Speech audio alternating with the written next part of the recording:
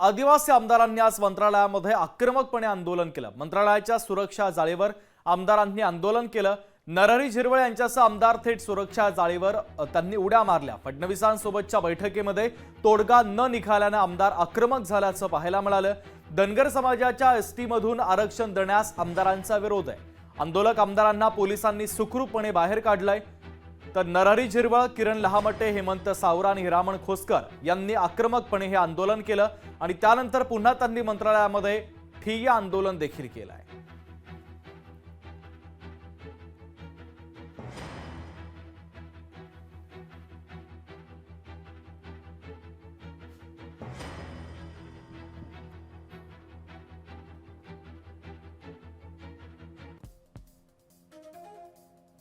तर नरहरी झिरवळ, किरण लहामटे, हेमंत सावरा, हिरामण खोसकर यांनी मंत्रालयाच्या सुरक्षा जाळीवर उतरून आंदोलन केलेलं आहे।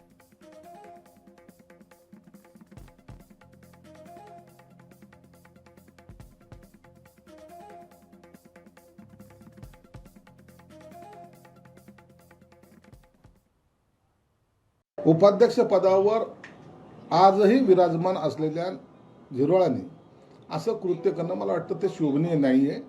कार्यकर्त्यांनी जर केलं असेल तर ते एक वेगळा भाग असू शकतो, पण पदाधिकाऱ्यांनी असं करणं हे योग्य नाही आहे। त्यांच्या मागण्याचा निश्चित सरकार विचार करत आहे। आपणही त्यांनी सुद्धा आता मंत्रिमंडळाची बैठक जेव्हा संपेल त्यांनी मुख्यमंत्र्यांशी भेटावं। मुख्यमंत्री त्यांना आवर्जून भेटतात हे त्यांना सुद्धा कल्पना आहे।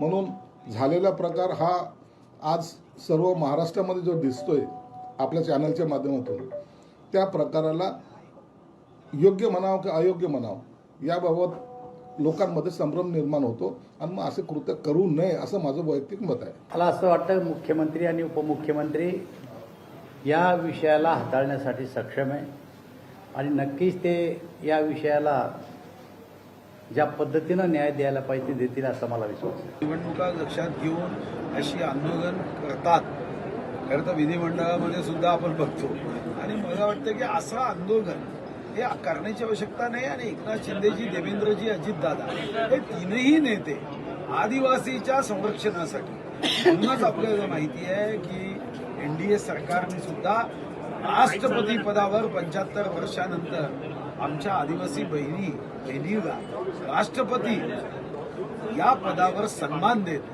आत्मसन्मान आणि आत्मविश्वास वाढवण्याचं काम केलं। असं आंदोलन आदिवासी आमदारांनी केलेलं मला समजलं। खरं म्हणजे त्यांच्या मागण्या हे सर्व आता सध्या सरकार आहे ते सध्या फक्त बनवाबनवीचा कार्यक्रम त्यांचा चाललेला आहे। खरं म्हणजे मताकरता काही आश्वासनं हे सगळं ते देत असताना आम्ही पाहतोय। हे लोकांना विश्वासात घेतलं पाहिजे, खरं बोललं पाहिजे, ही गोष्ट त्यांच्याकडे नाही आहे। ही वस्तुस्थिती आहे। त्याच्यातून असं वातावरण संपूर्णपणे राज्यामध्ये भारतीय जनता पक्षानं धर्माविरुद्ध धर्म, जातीविरुद्ध जाती हे वातावरण निर्माण केलेलं दिसतं आहे।